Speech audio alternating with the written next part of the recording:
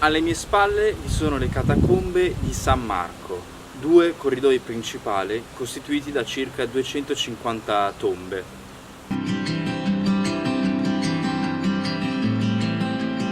Il periodo attorno al quale si pensa siano datate queste tombe è tra il IV e il V secolo d.C., legate a una comunità rurale di queste zone.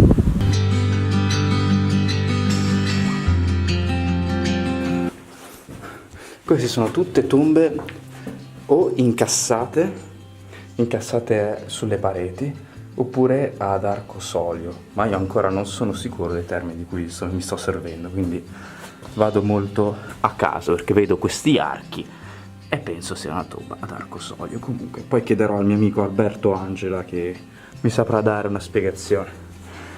Qua il percorso continua, mi devo un attimo calare così. Qui sia alla mia sinistra che alla mia destra vi sono tutti i vani incassati nella parete, tutti i loculi. Si contano, come detto precedentemente, più di 250 tombe. Qua vi ho addirittura una piccola nicchia. Ok, e noi adesso stiamo andando verso il corridoio centrale. Lì c'è l'uscita, cioè una delle tante uscite, ma tanto in mezzo alla sterpaglia, quindi è sempre un po' avventuroso. Ok. E allora noi in questo momento stiamo arrivando al corridoio centrale, al punto centrale. Qua ci sono dei lucernari, non sono stati fatti volontariamente, ma ne dubito, dei puzzi. Ci sono dei puzzi di luce qui e lì. Ok, qua posso un attimo stare in piedi. E qua il percorso continua ancora un poco. Qui, ripeto, sono tombe datate tra il IV e il V secolo d.C. Purtroppo non ho altre notizie a riguardo. Qui c'è un altro lucernario da cui entra la luce. Questa è una visuale un pochettino più comoda, e qua il percorso continua. E questo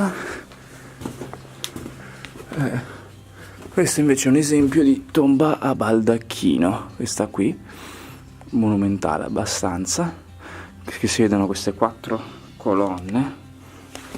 Vediamo se si vede. Ok, qui sono queste 4 colonne, una a sinistra e una a destra, e poi di fronte, davanti a destra e davanti a sinistra.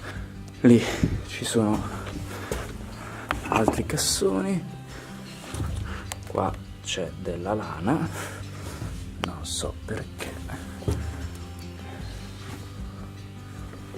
e basta, bene o male.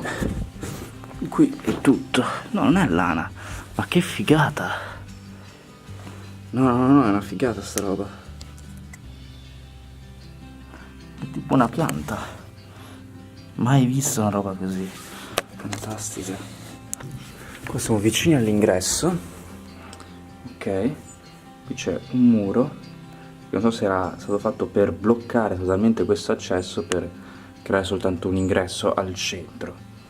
Ma la cosa curiosa, che prima non avevo notato, ci sono come 3 nicchie. 1, 2, 3. Vabbè, anche 4. È molto curiosa questa cosa, non so totalmente cosa possono essere, però è interessante questa cosa, è un dettaglio che non avevo totalmente notato prima. E qua il percorso praticamente finisce.